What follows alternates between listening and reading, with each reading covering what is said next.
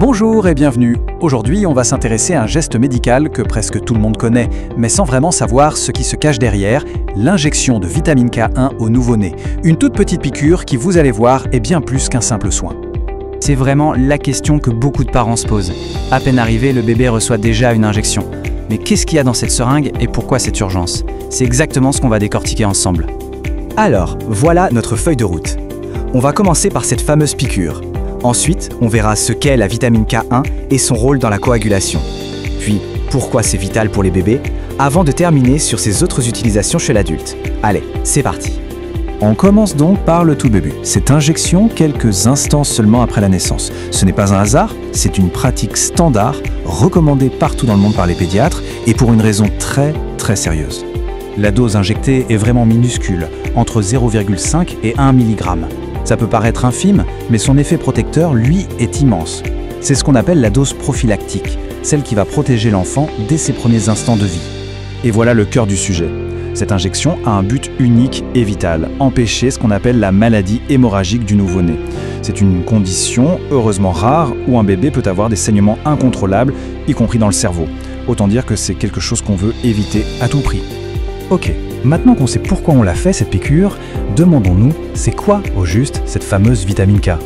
Le nom qu'on lit sur la fiole, c'est phytonadione. En fait, c'est tout simplement le nom de la version de synthèse de la vitamine K1.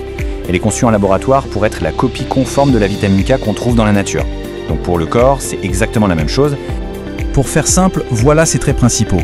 Elle est liposoluble, c'est-à-dire qu'elle a besoin de graisse pour être absorbée. Son rôle est absolument crucial pour le foie, c'est là que tout se joue.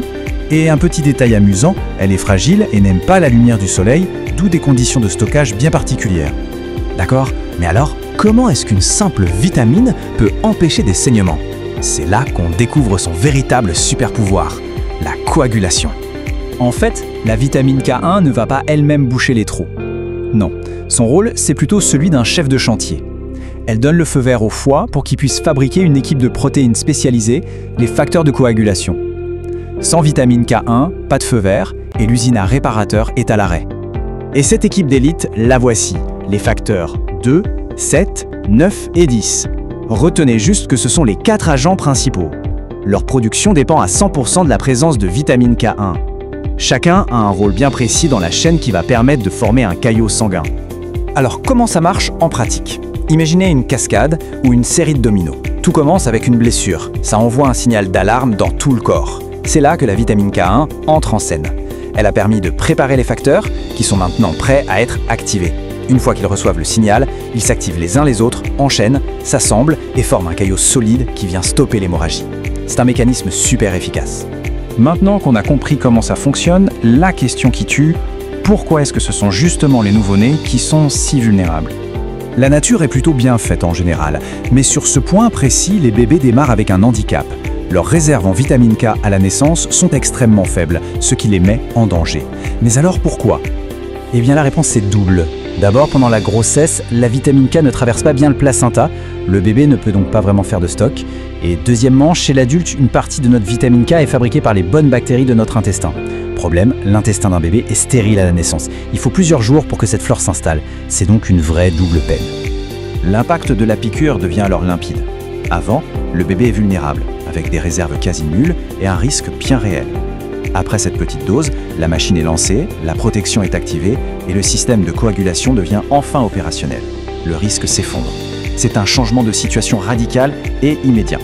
Mais attention, la vitamine K1, ce n'est pas seulement une affaire de bébé. Loin de là.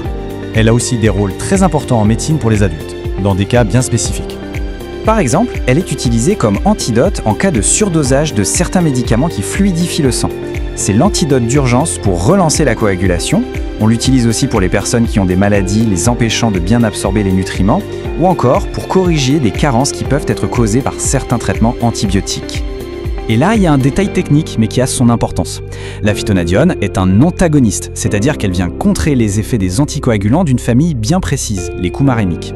Par contre, elle est totalement inefficace contre un autre anticoagulant très utilisé, l'héparine, car celui-ci ne fonctionne pas du tout de la même manière.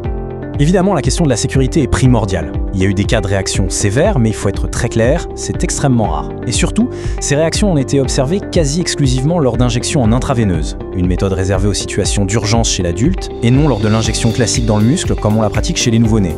Voilà, on arrive à la fin de notre parcours. Une dose minuscule, un geste qui prend quelques secondes pour protéger d'une maladie qui peut être terrible. Ça amène une dernière réflexion. Quand on voit son efficacité et le peu de risques, est-ce que cette petite piqûre ne serait pas tout simplement l'un des actes de prévention les plus efficaces et les plus brillants de la médecine moderne? La question se pose. Merci d'avoir suivi cette analyse.